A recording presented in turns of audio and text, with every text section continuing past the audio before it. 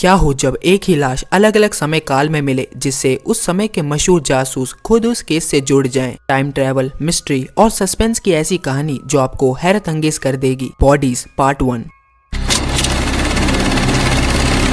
Series की starting Hasan नाम की एक महिला पुलिस कर्मी को अपने कुछ साथियों के साथ सुबह की जॉगिंग करते दिखाते हैं। इसके बाद वो अपने घर में अपने पिता और अपने बेटे से मिलती है और अपने काम पर जाती है, जहां उसे लंदन की गलियों में हो रहे प्रोटेस्ट को सिर्फ शांति से देखने का ऑर्डर दिया जाता है। इस विरोध में सभी लोग नारेबाजी कर रहे होते हैं, पर कुछ गलत नहीं होता। हसन एक डस्टबिन के पीछे एक टीनेजर एशियन लड़की को देखती है जो कुछ घबराया हुआ सा था, और तभी उस गली के सभी इलेक्ट्रिक पोल में लगे बल्ब एक साथ फटते हैं। पर सभी के लिए एक नॉर्मल सी बात थी। जिधर फिर से हसन उस लड़के के एक हाथ में गन देखती है और उसके पीछे अकेले दौड़ पड़ती है। लड़का भी तेजी से दौड़ता है और एक गली के कोने में पीछे आती हसन के चेहरे पर गन से मारकर उसे गिरा देता है। हसन तुरंत उठकर पीछा जारी रखती है और एक गली में मुड़कर घुसते ही देखती है कि वो लड़का उस पर गन ताने खड़ा है और उसके पैरों के पास एक बिल्कुल ही निवस्त्र लाश पड़ी होती है। लड़का हसन से घबराते हुए कहता है कि ये मैंने नहीं किया। हसन उसे कहती है कि ठीक है, मुझे भी ऐसा ही लगता है, इसलिए गन तुम मुझे दे दो।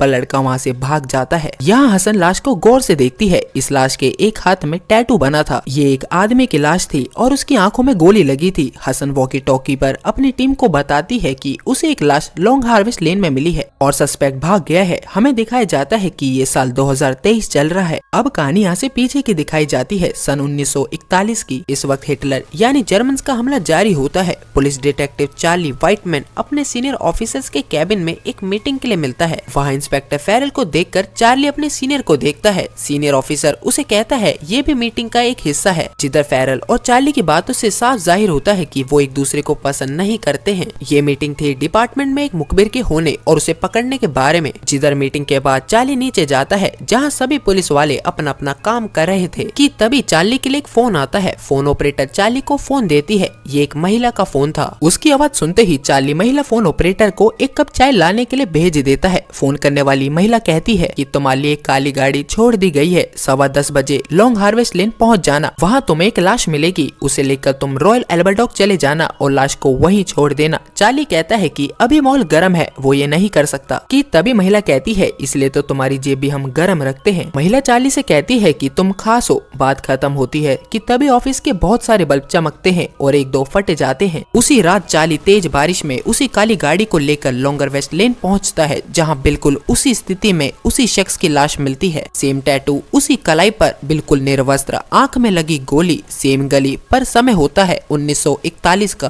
अब समय में थोड़ा और पीछे चलते हैं और हम पहुंचते हैं 1890 में। यहाँ इंस्पेक्टर हिलिंगहेड और दूसरे पुलिस कर्मी बाजार में होते हैं कि तभी इसी गली की सारी लाइटें फूटती है और एक सीटी की आवाज सुनाई देती है, जो संकेत था कि यहाँ कोई क्राइम या दुर्घटना हुई है। हिलिंगहेड उसी तरफ जाता है और ये भी लॉन्गर वेस्ट लेन पहुँचता है और वही लाश, माथे पर वही कट का निशान, कलाई पर टैटू, आंख पर लगी गोली, लाश पर कोई कपड़े नहीं और मरने वाला शख्स भी वही। मगर हैरानी की बात तो ये थी कि ये समय था 1890 का। हिलिंगहेड को यहाँ एक पत्रकार लड़का भी मिलता है जिसने इस लाश की सूचना दी थी। जिधर पुलिस वालों ने उसका कैमरा छीन लिया था। हिलिंगहेड उसे कैमरा वापस देता है और उसे कहता है तुमने जो लाश की फोटो खींची है मैं उन्हें लेने आऊंगा। जिधर हिलिंगहेड पोस्टमार्टम करने वाले को बताता है कि गली में एक गोली का खोल भी नहीं मिला। सर पर उस तरह की चोट की वजह से काफी खून होना चाहिए था, पर वहाँ बिल्कुल खून नहीं था। मेरा तजुर्बा कहता है कि इसे कहीं और मारकर बस लॉन्ग हार्वेस्ट लेन में फेंका गया है। वहीं 2023 के पोस्टमार्टम में भी यही सब बताया जाता है और इस मरने वाले का कोई भी डाटा नहीं मिलता। आंख पर लगी गोली शरीर के अंदर नहीं मिलती और शरीर से बाहर निकलने का गोली का कोई निशान नहीं मिलता।